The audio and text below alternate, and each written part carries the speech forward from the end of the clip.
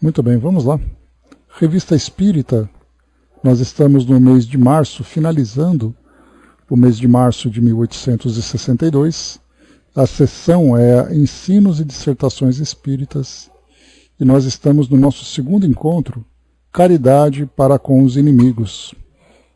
Nós iniciamos na semana passada aqui alguns estudos a respeito desse problema moral.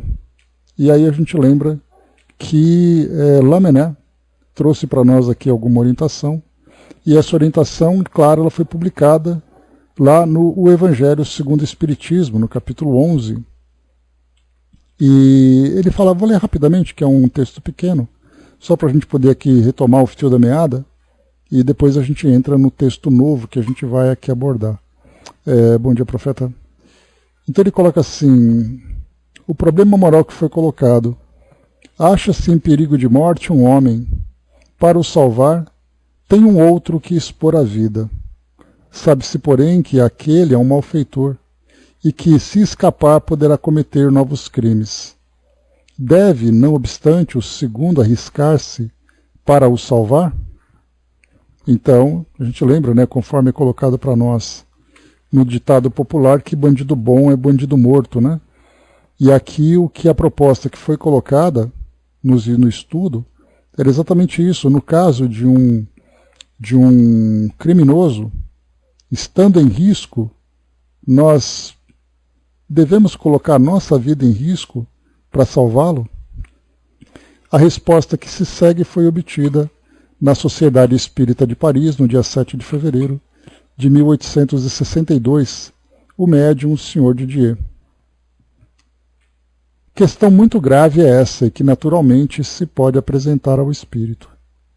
Responderei na conformidade do meu adiantamento moral, pois o de que se trata é de saber se deve expor a vida, mesmo por um malfeitor. Então, aqui é algo que a gente lê e passa despercebido, que inclusive nós chegamos a comentar alguma coisa no nosso encontro passado, já que esse artigo ele foi falado. O Lamennais ele coloca assim: responderei na conformidade do meu adiantamento moral. Quer dizer, o que eu faria, eu, Lamennais, nessa condição de espírito que alcançou esse grau de esclarecimento, de evolução? O que eu faria? Então, quando ele fala isso, significa que, olha, é cada um segundo a sua própria consciência. A gente, inclusive, já chegou a tratar disso em questões, por exemplo, que inclusive surgiu no nosso trabalho, a respeito do aborto de resultado de um estupro. Quer dizer, uma mulher que é violentada, ela engravida, ela deve ou não manter aquela gravidez? A legislação brasileira, ela permite que aconteça, que seja feito o aborto exatamente pela circunstância em que a gestação aconteceu. E aí a gente coloca, mas todas as mulheres fariam isso? Todas as mulheres teriam força para sustentar uma gravidez?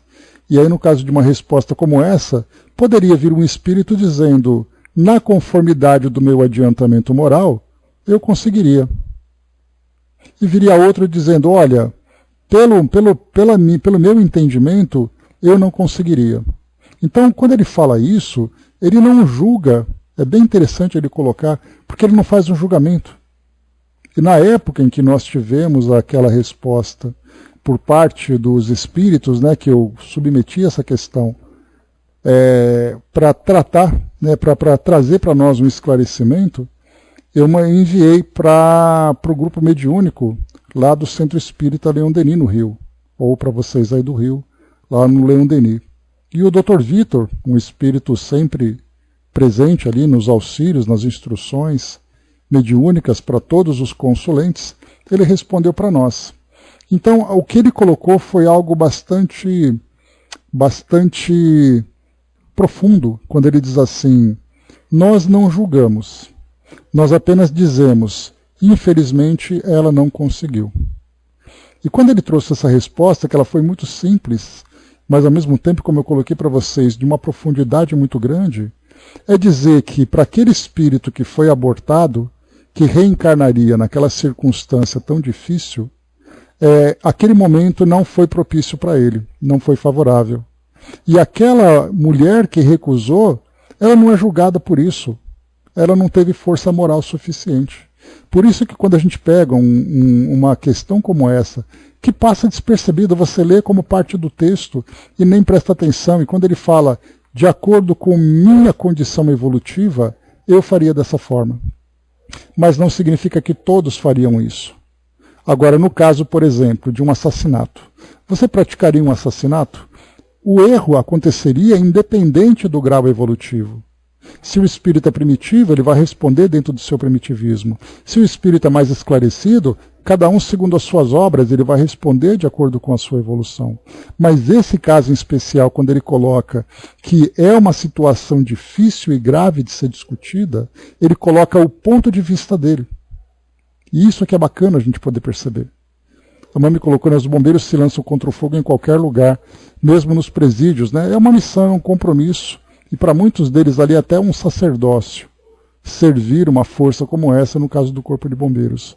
Mas aqui no caso de uma pessoa comum, você está andando, você vê aquela pessoa, o que você faria?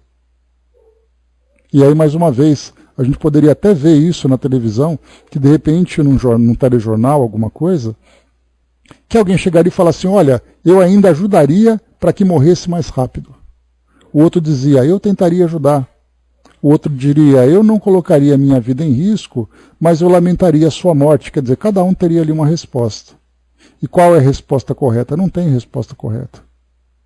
Exatamente, então, esse tipo de ação depende muito realmente do espírito ter dentro de si esse amor ao próximo, mesmo que esse próximo seja um espírito nessa condição de desequilíbrio.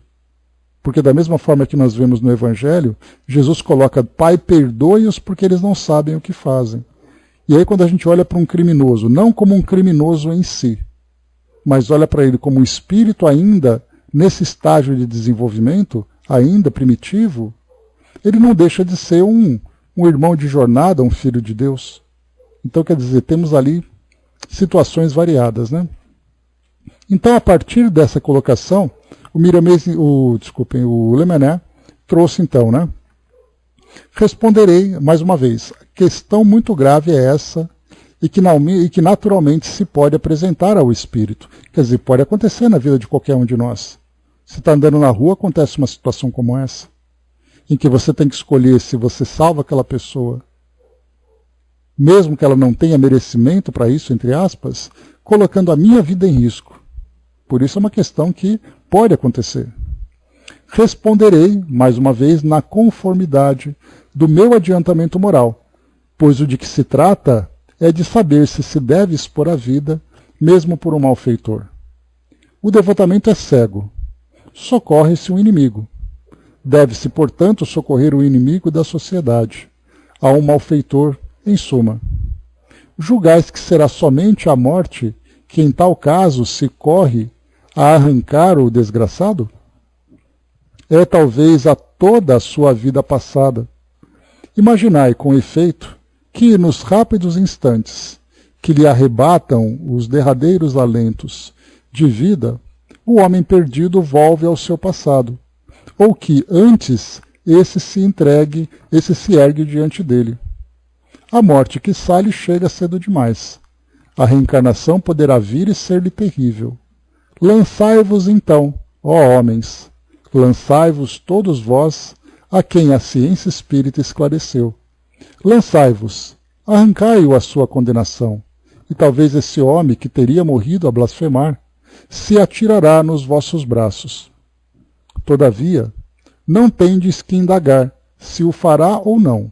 Socorrei-o, portanto, salvando-o, obedeceis a essa voz do coração, que vos pedis, pode salvá-lo?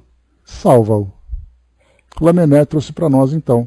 E aqui é uma situação bastante interessante, que ela se assemelha a uma passagem que nós estudamos lá no livro Memórias de um Suicida, quando o Camilo Cândido Botelho já se encontrava como estagiário, digamos assim, né? O estagiário do hospital, porque ele já não era mais um paciente, ele já estava ali se recuperando, fortalecido, então ele já estava começando a estagiar em algumas tarefas. E dentre essas tarefas, ele então participava de algumas excursões para trabalhar em prol daqueles espíritos que estavam, de uma forma ou outra, ou com tendência ao suicídio enquanto encarnados, ou aqueles que desencarnaram como consequência de um suicídio. E aí nós lembramos que eles então tinham muitos espíritos que eram também pacientes daquele hospital que precisavam reencarnar, mas que as famílias não tinham necessariamente ali, né, os espíritos próximos não tinham qualquer obrigação ou nem desejo de ter no seio de sua família um espírito naquela condição, de ser um espírito que traz ali deformações físicas, deformações perispirituais, limitações intelectuais como resultado da lesão provocada quando do suicídio. Então eles faziam excursões procurando casais que pudessem, pela boa vontade, não pela obrigação, pela boa vontade, aceitar um espírito daquele como filhos. E ali então o Camilo, através ali, também ali por parte dos instrutores espirituais, eles tinham o seguinte raciocínio: será oferecido para aqueles casais jovens ou famílias já formadas, essa proposta de aceitar esse espírito, e em prol eles teriam a oportunidade de encurtar muitas das provas que eles precisariam passar. Do contrário, as provas seguiriam o ritmo normal. Você vai vivenciar suas provas, suas expiações, os seus méritos vão ser de acordo com as suas ações no seu dia a dia, mas você vai fazer ali cumprir o seu programa normal. Caso você consiga aceitar, caso você possa aceitar essa missão, então esse mérito vai ter para você um peso muito maior, te adiantando e te favorecendo, fazendo com que você salte etapas que não são necessárias para o seu aprendizado. Etapas essas dentro das provas e expiações que podem ser dolorosas, que podem ser desafiadoras. Mas o espírito será poupado pelo mérito que ele conquista. E aí então essas caravanas vieram aqui para o Brasil, eles estavam em Portugal, que lá era o Hospital Maria de Nazaré, ali na região do Porto, se eu não me engano. Então eles vinham para o Brasil, porque o trabalho estava já relacionado com muitos grupos espíritas aqui no Brasil naquela época, se eu não me engano, final do século XIX, começo do século XX. Então aqui no Brasil já algumas raízes já começavam a se aprofundar dos grupos espíritas. E aí então eles vinham para cá e teve certa vez que eles encontraram um casal jovem, um casal de namorados, em que aconteceria ali uma gestação não programada, e em desdobramento eles foram então convidados para esse trabalho, para essa missão. Se eles aceitariam ter um espírito nessas condições de lesões, de deformidades e tudo mais, para auxiliar, através dessa reencarnação, essa recomposição, essa reconstrução desse espírito. O casal jovem não aceitou, dizendo que não, se eu não tenho nada com isso, eu prefiro não ter isso na minha vida, eu prefiro não passar por essa experiência, eu sinto muito e coisa e tal e tal. E aí ele pensou, muito bem, tá bom então, né, sejam felizes, boa sorte, vocês serão auxiliados da mesma forma que antes, mas dentro daquele programa normal.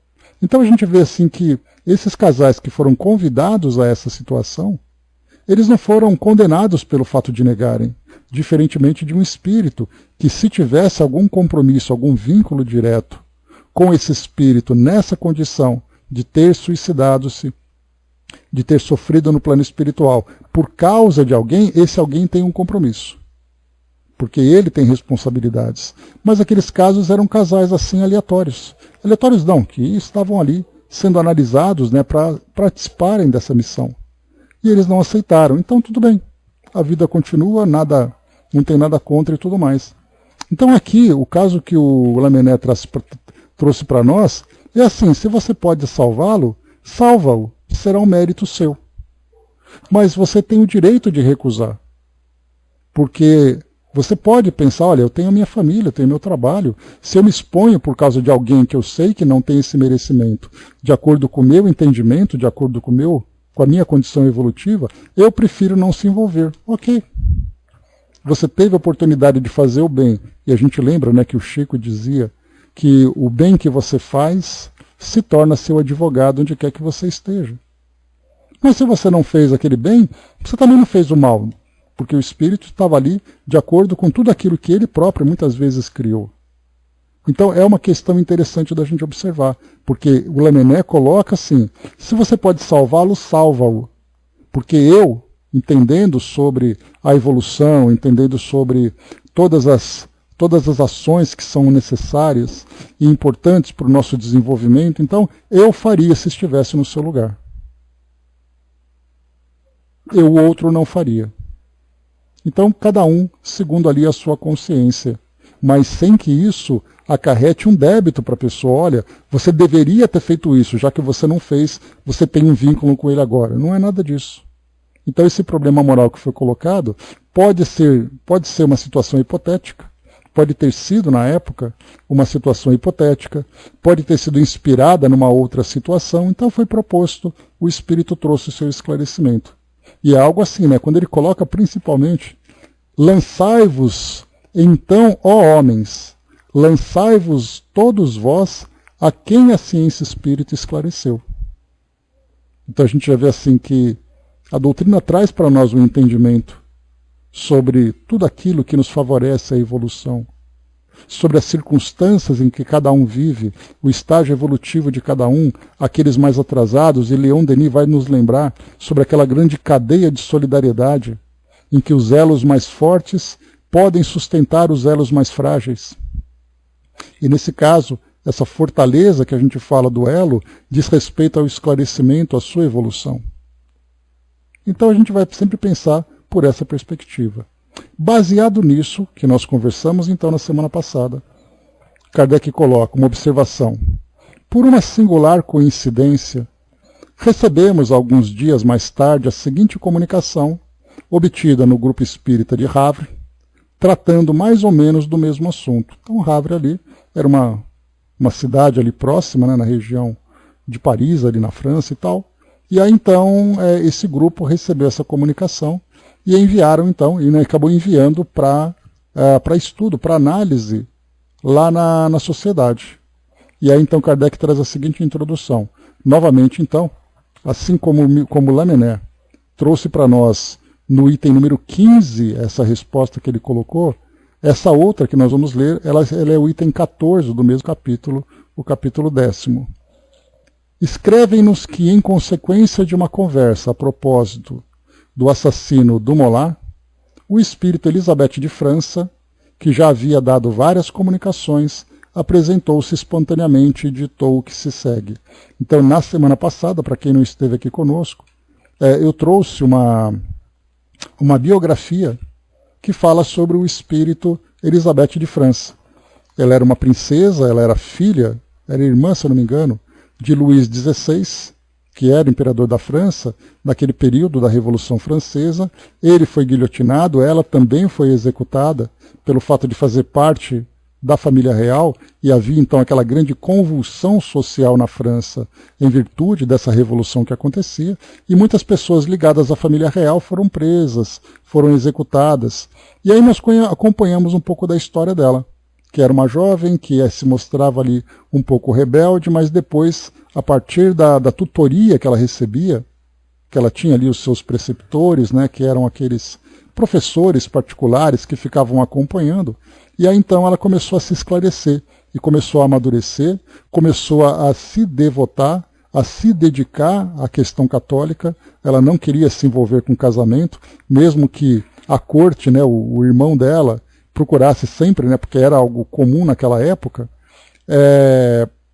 arrumar casamentos, fazer alianças, né? Então, no caso dela, quando ela então já estava naquela idade, por volta dos seus 15, 16 anos, né, que já começa a fazer planejamento, ela mostrou claramente que ela não tinha interesse. E ela foi respeitada por isso.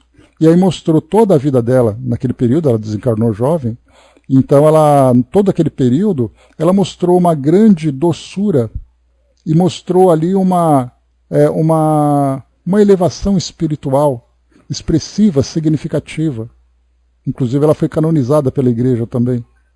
Então por isso, quando a gente vai analisar a história dela, E por isso eu quis fazer aquela introdução, e nós praticamente dedicamos o estudo passado apenas na leitura da sua biografia, uma biografia extensa, mas muito interessante de ser lida, porque conforme a gente foi acompanhando a história dela, a gente foi também acompanhando tudo aquilo que acontecia naquele momento.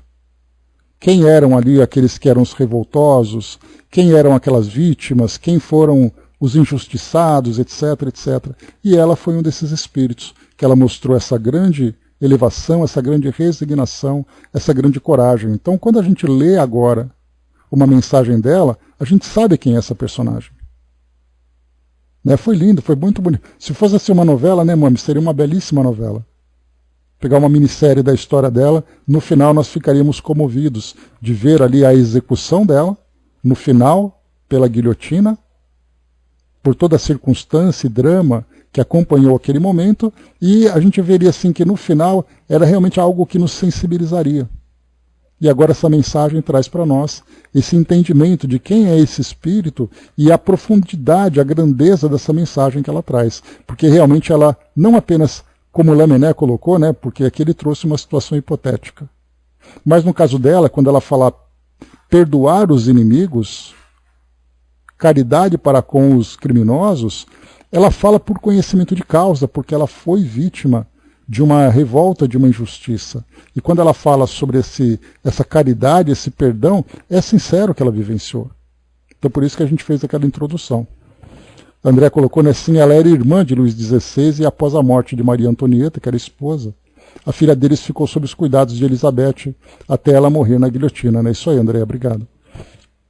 É uma história belíssima, porque ela não se revoltou, ela é boníssima. Né? Então agora a gente vai aprofundar. Mas antes, né, porque o bacana do nosso estudo é isso, a gente ter a oportunidade de expandir aqui os nossos horizontes. Aqui ele fala o seguinte, escrevem-nos, mais uma vez, que em consequência de uma conversa... isso aí, obrigado, embaixador. Beleza. Então aqui, ó, escrevem-nos que em consequência de uma conversa, a propósito do assassino do Molar, o espírito Elizabeth de França, que já havia dado várias comunicações, apresentou-se espontaneamente e ditou o que se segue. Muito bem, quem é o assassino do Molar? Então, quer dizer, nós não podemos simplesmente ler sem que a gente entenda do que se está falando. Principalmente porque agora a gente vai falar de uma outra personagem antes de entrar na mensagem dela. A gente vai falar então desse assassino do Molar. Quem é esse indivíduo? É bem interessante porque, embora ele seja mencionado aqui na Revista Espírita, e ele vai ser depois também mencionado mais para frente, mas a gente não vai passar por esse capítulo, que é o próximo, que fala sobre a perfectibilidade da raça negra, a frenologia, que a gente já conversou que esse é o tipo de artigo que dizia respeito muito àquela época, mas era uma pseudociência que hoje já não tem mais validade. Então não vale a pena a gente perder o tempo com isso. Mas ele é mencionado também, porque ele também foi estudado. Então vejam só, Martin de Dumoulin. Nascido, ele é contemporâneo de Kardec, ele foi um assassino que foi executado e por isso ele estava sendo discutido nos estudos espíritas, para falar sobre o comportamento, sobre execução, sobre possíveis influências espirituais e tal. Então vamos lá, Dumoulin é um trecho pequeno que eu vou pegar, mas é um artigo bem longo que tem na Wikipédia. Assim como também livros já foram escritos sobre ele, porque ele é alguém notável para aquela época de 1862. E por isso ele foi mencionado, e por causa dessa menção veio então Elizabeth de França fazer o comentário. Martin Dumoulin, nascido no dia 28 de abril de 1810, mesma época, quase a época de Kardec, né? Kardec é 1804, em Tramóis, e morreu guilhotinado no dia 8 de março de 62. Nós estamos na edição de março de 62. Então era aquele assunto assim que agitou a França naquela época e todas as pessoas estavam comentando, inclusive dentro do meio espírita. É como se nós pegássemos hoje um criminoso de grande repercussão aqui no Brasil e os centros espíritas procurassem discutir sobre aquela situação a partir da visão espírita. Então foi mais ou menos nessa circunstância. Então ele era um diarista francês conhecido por ter atacado e assassinado servos em Lyon. As futuras vítimas são abordadas em Lyon por Dumollard, que lhes oferece um lugar atraente numa região aqui. Convencidos, acabam seguindo-o e durante suas andanças a pé, Dumollard os ataca. Todos os 12 ataques ou tentativas de ataque conhecidos ocorreram no final da década de 1850 e no início da década de 1860, até o ataque de Marie Pichon, a 28 de maio de 61.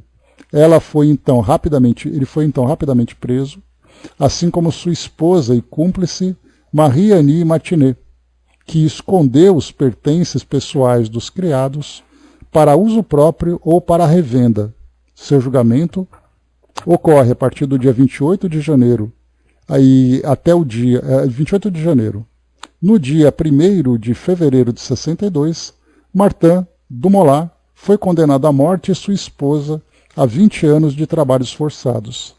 Esse caso, que precede em cerca de 30 anos o de Joseph Vacher, teve grande impacto na França e é frequentemente considerado o primeiro caso de serial killer na França. Dumollard é notavelmente mencionado nos Les Misérables, de Victor Hugo. E aqui depois tem toda a biografia dele, quando ele nasceu, o que aconteceu. Mas o modus operandi dele, que é colocado aqui também, é que ele ficava então andando pelas cidades ali na região de Lyon, pelas cidades, mas especialmente Lyon, e quando ele encontrava jovens, meninas jovens, assim, por volta ali dos seus 19, 20 anos de idade, ele então oferecia um emprego para ela, dizendo que ele era então emissário de um senhor de terras que precisava ali de serviçais. E falava que tinha uma grande quantidade, um belo salário que poderia pagar. As jovens então ficavam empolgadas, oriçadas com a oportunidade e acompanhavam-o até o local. No meio do caminho ele praticava o assassinato. Essa jovem, que foi mencionada aqui, essa Marie Pichon, tem inclusive a foto dela e tem a foto dele também aqui.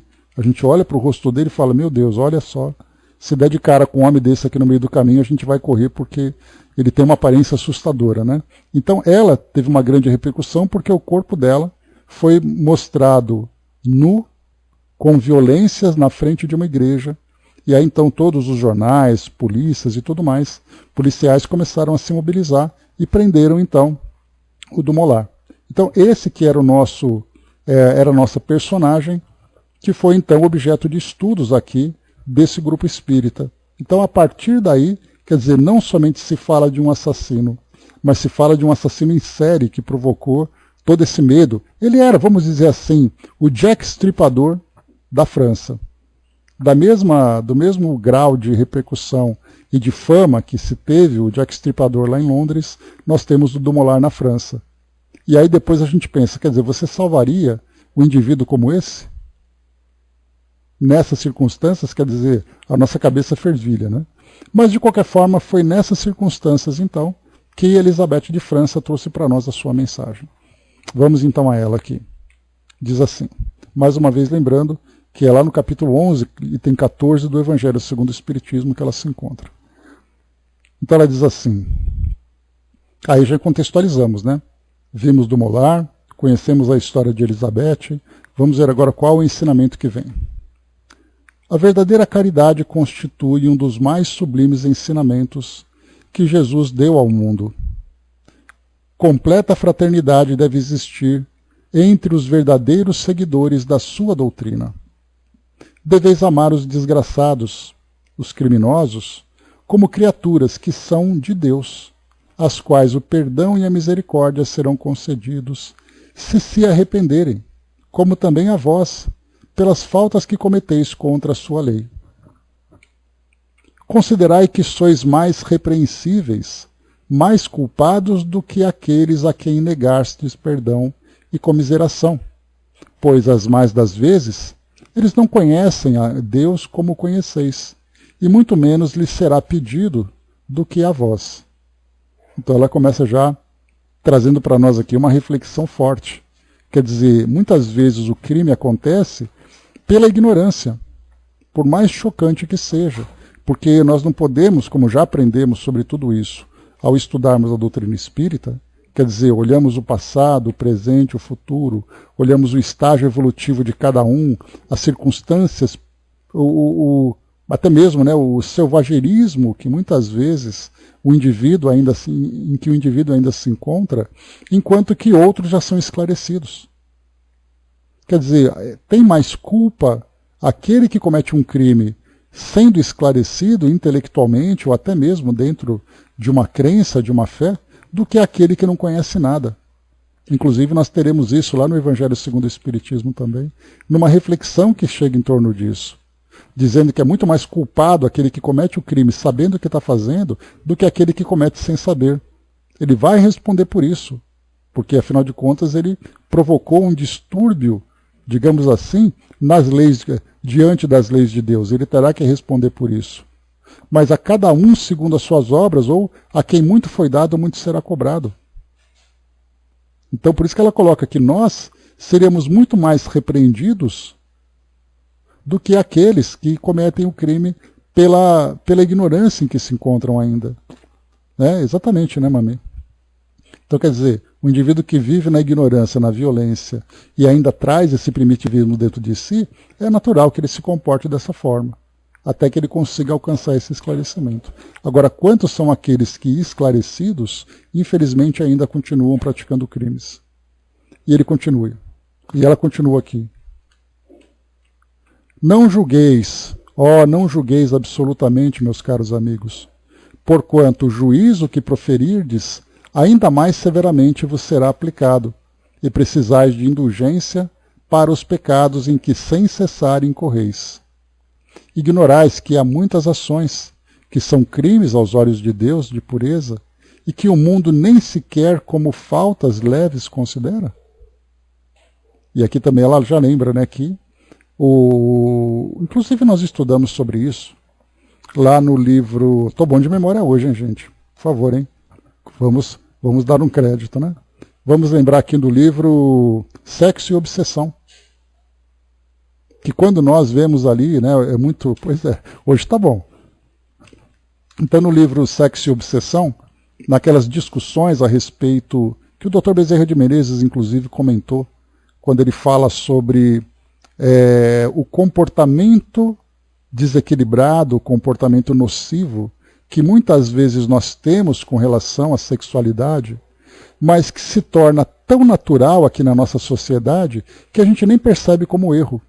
Como é o caso, por exemplo, de você, uma forma de dançar, uma música que você canta, um filme que você assiste, um comportamento que você tem envolvendo essa viciação da sexualidade, que você está na internet, você vê aqui as coisas e tal. Quer dizer, para nós é normal, quer dizer, todo mundo faz. É normal você estar ali com seu filho, com sua filha, com sobrinhos e netos, que são crianças assistindo a uma novela, e um casal com uma cena ali erótica, que nós olhamos inclusive brincamos, olha, não olha isso agora. Como se aquela semente não tivesse sido lançada na consciência daquela criança, e ela vai ver aquilo como algo engraçado, como algo natural, sendo que não é. Então, quer dizer, nesse exemplo do livro, a gente tem então ali dentro da sexualidade, e nós trazemos isso para outros tantos comportamentos do nosso dia a dia, que acontece dentro dos lares, que acontece nos ambientes de trabalho, que acontece na sociedade, e que é algo natural. Ninguém mais tem preocupação com isso. Porque nós nos acostumamos com aquilo que, mesmo sendo errado, faz parte da nossa cultura. Mas o fato, né, como lembra ali também, Goebbels, né, que era ali o primeiro, que era ali o ministro da comunicação do partido nazista, ele dizia que uma mentira dita muitas vezes acaba virando uma verdade. Quer dizer, um comportamento errado vivido muitas vezes acaba virando normal, acaba virando certo. E o fato de ser errado e ser habitual para nós não faz ele virar certo, ele continua sendo errado, até o momento em que a gente muda o nosso modo de pensar. Então é bem interessante a gente perceber isso também. A Andréa colocou, né, já perdeu até a graça de tão normal, vulgar que é. Exatamente, Andréa. E aí nós comentamos, inclusive naquele momento, Eu trouxe para vocês de uma pesquisa feita por uma universidade, a Universidade de São Paulo, da Faculdade de Psicologia, mostrando o tempo de exposição das crianças ao erotismo que aparece na televisão. Aí nós vamos lembrar, por exemplo, programas infantis da década de 1990, 1980, onde, em nome da beleza e do bonitinho, as apresentadoras e dançarinas estavam completamente ali expostas, com maiôs provocantes, com decotes, e crianças participando, dançando, segurando na mão, cantando musiquinhas. Então, quer dizer, isso tudo ficou normal para nós. E eu até me recordo que a primeira vez que uma novela, na época eu era noveleiro, então não, né, assistia, não tenho como negar. Então eu lembro que a primeira vez que eu ouvi um palavrão, e era um palavrão bobo, uma coisa normal, entre aspas, que de repente eu falo, olha só, é a primeira vez que eu ouço alguém falar isso. E era uma expressão que hoje, para nós, é uma coisa boba. Só não falo aqui porque é feio. Mas é uma coisa tão normal que a gente ouve o tempo todo, mas a primeira vez que eu ouvi isso na televisão, eu falei, olha só, como eles estão abusados, eles estão falando isso. Ou o primeiro beijo na televisão, ou a primeira cena erótica na televisão. Então isso foi se normalizando com o passar do tempo. Mas o fato de se normalizar dentro da nossa cultura não significa que isso vá trazer para nós os valores que nós estamos cultivando. Mano colocou na criança com 10 anos com um namoradinho, né? E as pessoas acham bonitinho, exatamente, mano. Uma criança que está erotizada, uma criança que não tem maturidade psicológica para lidar com as emoções, aos 10 anos de idade está brincando de namoradinho. Ontem minha sobrinha de 4 anos, né, falou, putz, grila, influência do pai, piadista, né? Olha só, né? Quer dizer, tem um significado, né, embaixador? Né, vamos nos acostumando com a indiferença. Exatamente. Então vamos lá, só seguindo aqui, né? A Jerusa colocou, as palavras carregam energias que se impregnam nos ambientes, né? E o mundo sutil das energias é algo que nós ignoramos completamente.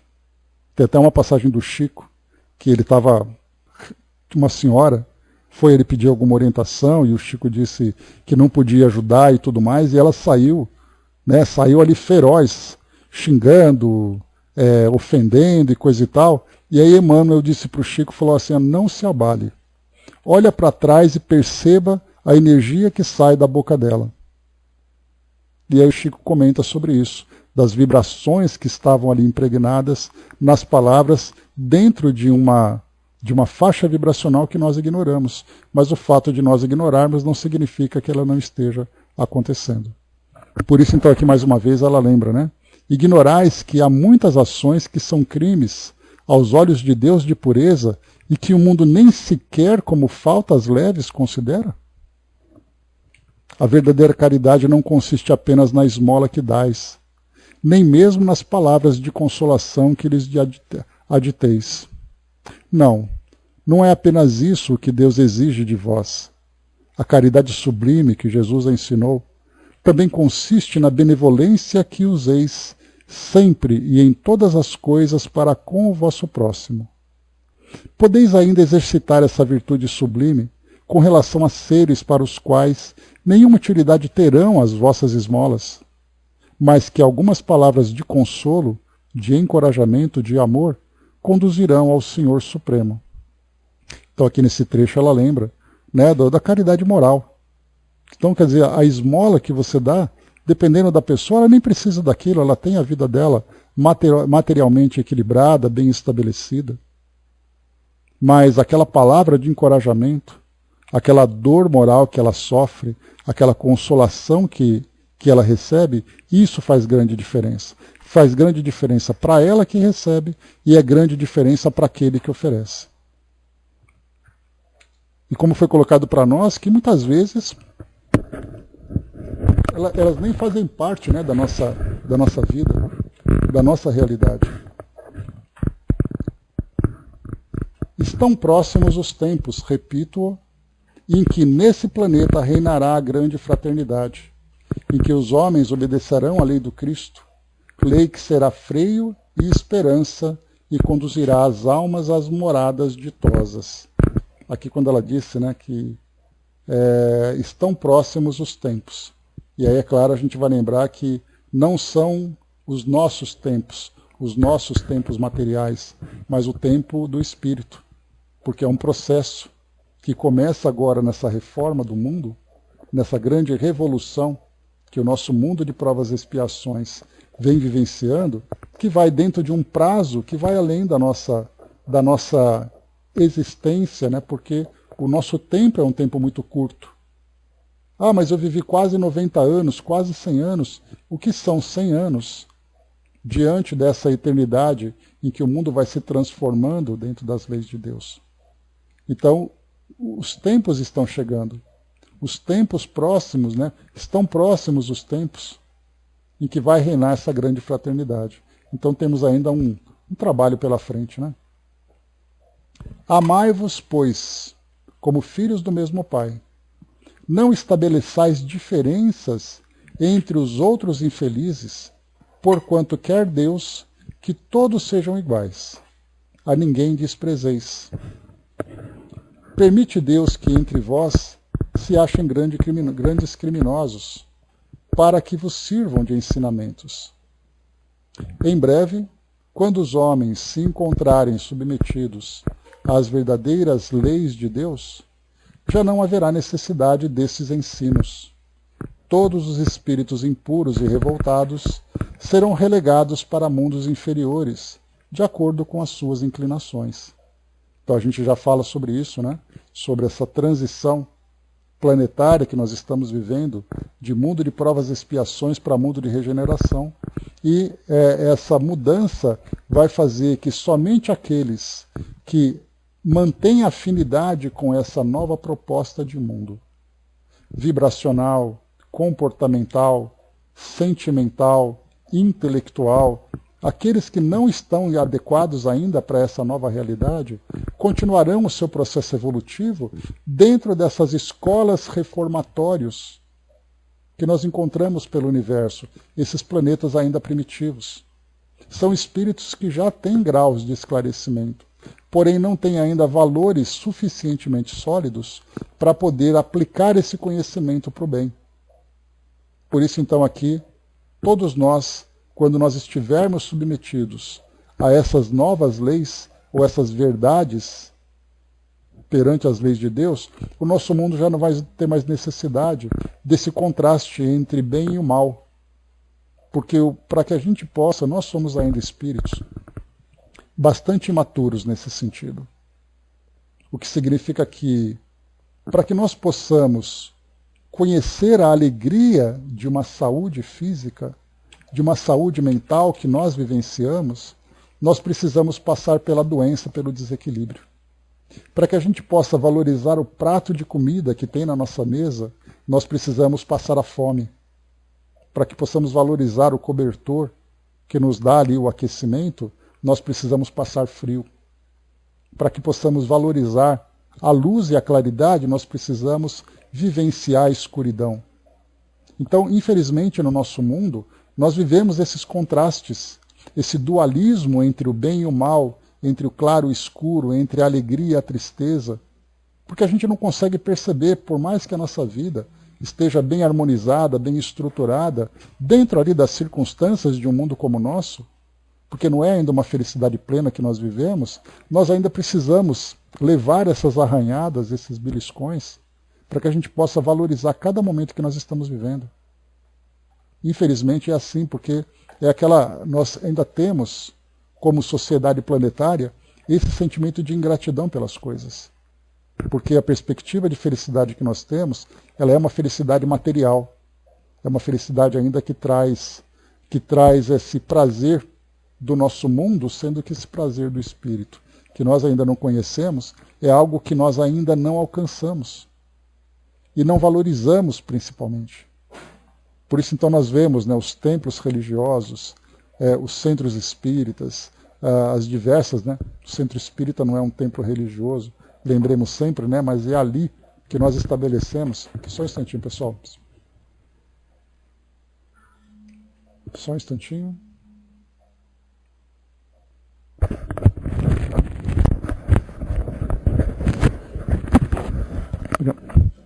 Então, assim, lembrando que o centro espírita não é um templo religioso, mas é ali que nós estabelecemos essa relação com o mundo espiritual e, portanto, para muitas pessoas, o centro espírita tem essa representação.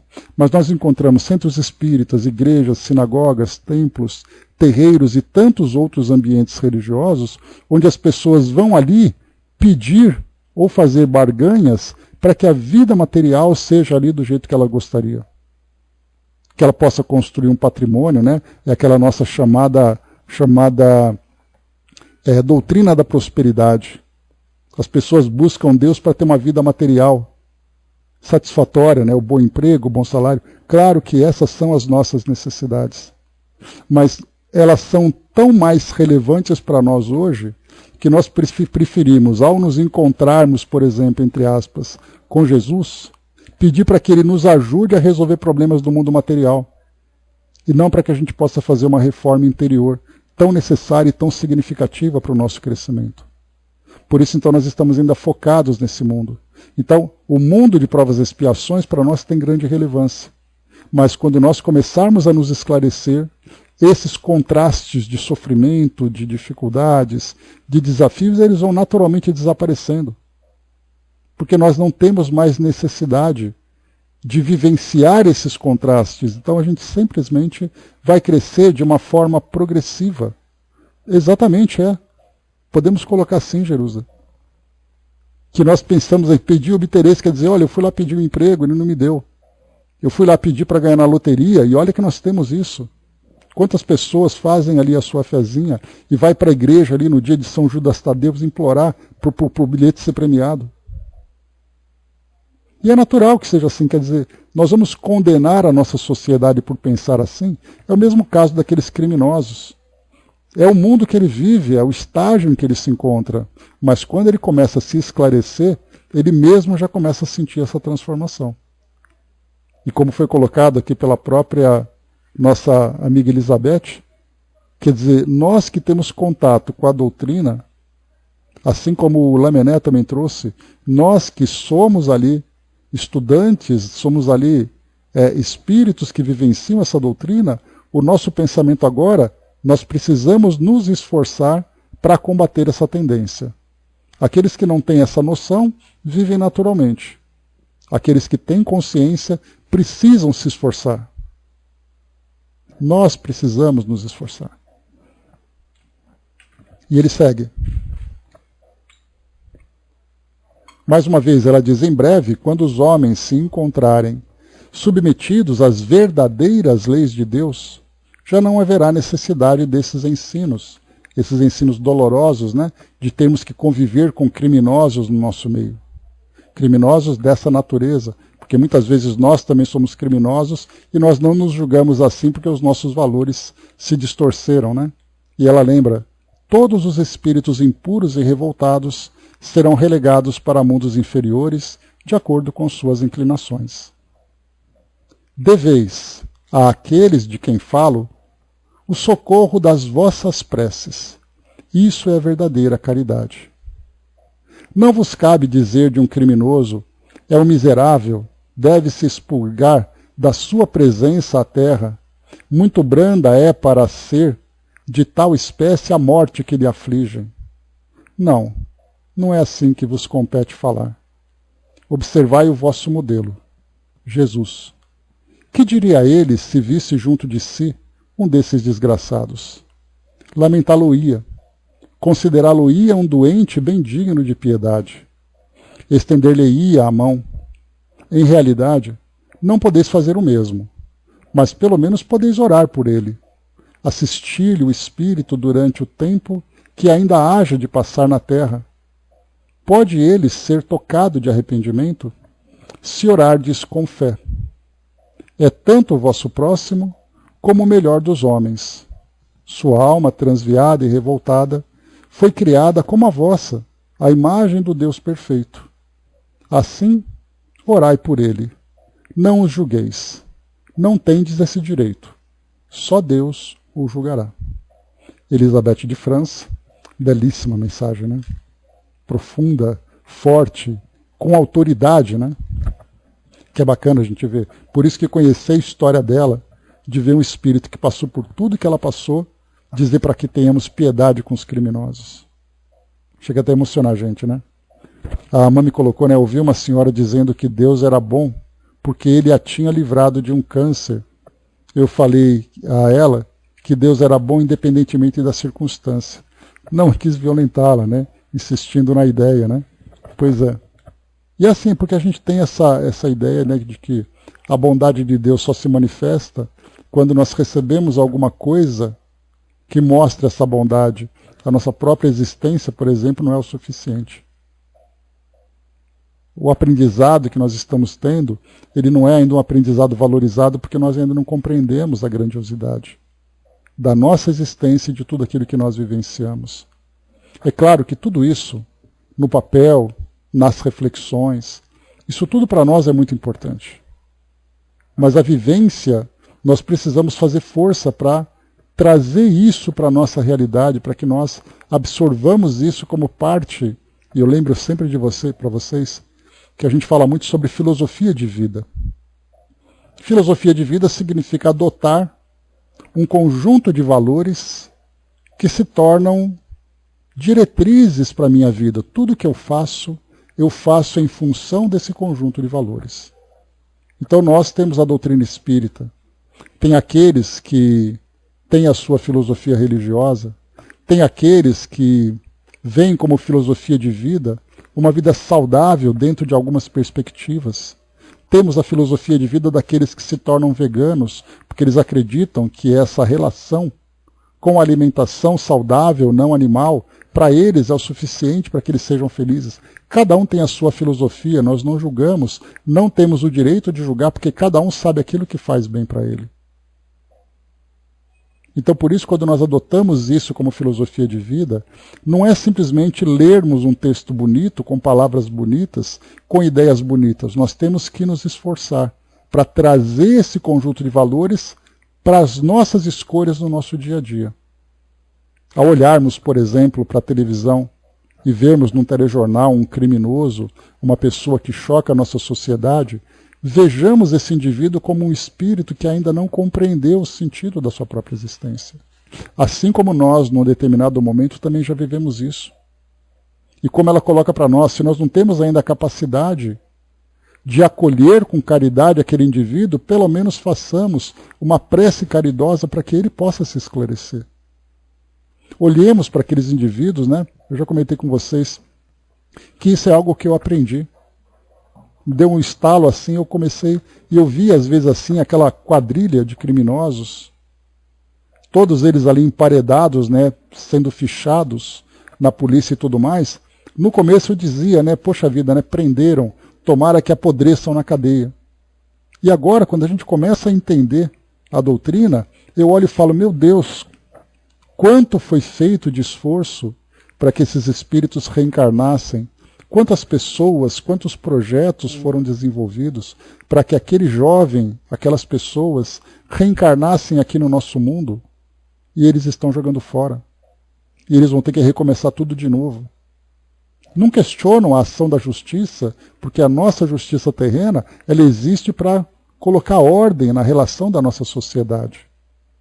E isso cabe à justiça, se ele for condenado a 20 anos, a 10 anos, a 30 anos, isso é problema dele com a justiça. Mas aquele espírito jogou tudo fora que foi planejado para ele. E isso nós temos que lamentar. Porque assim como nós lemos, por exemplo, nos livros que nós estudamos com André Luiz, com Filomeno, e vemos ali que aqueles tantos espíritos, estamos acompanhando o Marquês de Sade, acompanhamos o Gregório, acompanhamos o Teofrastos, vendo ali espíritos que viveram como suas mães, que chegam de esferas elevadas e estão dedicadas a trazer de volta aqueles filhos que se perderam no caminho. Se elas fazem isso com toda grandiosidade, por que nós não podemos também lamentar, e não apenas lamentar, mas contribuir também com a nossa prece, com os nossos pensamentos positivos, favoráveis, para que aquele espírito que agora deve responder pelo crime que praticou, aqui diante da nossa justiça, num sistema judiciário que é tão muitas vezes cruel, tão difícil, e esse espírito, infelizmente, ele vai se endurecer muito por isso. mas ele vai ter que depois subir de novo todo esse abismo que infelizmente ele se lançou. E muitas mãos caridosas estarão ali tentando puxá-lo de volta para que ele possa recomeçar a sua jornada. E por que nós não podemos ser um desses espíritos que estende essa mão para que ele possa recomeçar, ainda que seja através de uma simples prece? Então isso para nós é uma filosofia de vida. E essa caridade para com os criminosos começa exatamente isso. Não desejemos o mal para o outro. Ele próprio já está vivendo o mal que infelizmente ele criou. Mas ele é um irmão de jornada, assim como nós, que já cometemos os nossos crimes no passado, nós conseguimos chegar até aqui. Para falarmos sobre isso, para ouvirmos ensinamentos sobre isso, para vermos esses exemplos dessa forma. Então nós temos que vivenciar isso na prática do nosso dia a dia. Olhemos o mundo com generosidade. Olhemos o mundo com caridade e com compreensão. Porque o nosso mundo é assim. Há aqueles que acertam, há aqueles que erram, nós acertamos, nós erramos, até o momento em que todos nós vamos crescendo, e nesse crescimento a gente consegue então sair desse ciclo vicioso de sofrimento e passamos a entrar num círculo virtuoso de conquistas. Isso é que é o mais importante para nós. O Brás colocou, né, já fui jurado em tribunal, não aguentei e pedi para sair, né?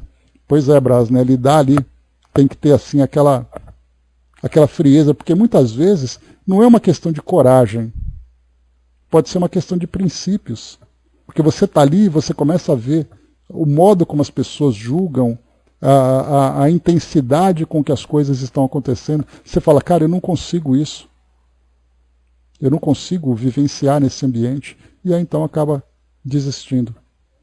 Ainda bem que um oficial de justiça me ocultava, né? Falava que não me encontrou, tá certo, Brás. Então é isso, meus amigos. Fechando por aqui o nosso estudo de hoje. Eu acabei até preparando aqui para vocês, né, o próximo artigo, já no mês de abril, que falava sobre a reencarnação, para a gente poder seguir aqui em frente. Eu fui até além, peguei até um terceiro artigo para deixar aqui na mão, para a gente poder continuar fazendo aqui o nosso estudo, mas a gente continua assim, conseguiu desenvolver, né, de uma forma bastante proveitosa para nós esse artigo, né, que foi trazido pela nossa querida Elizabeth de França, a quem nós agradecemos muito pelo aprendizado que nós conseguimos alcançar.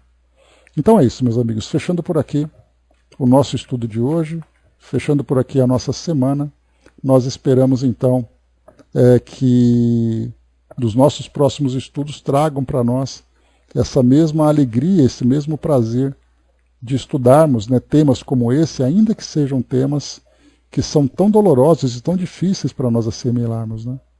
Falar sobre crimes, criminosos, colocarmos a nossa vida em risco,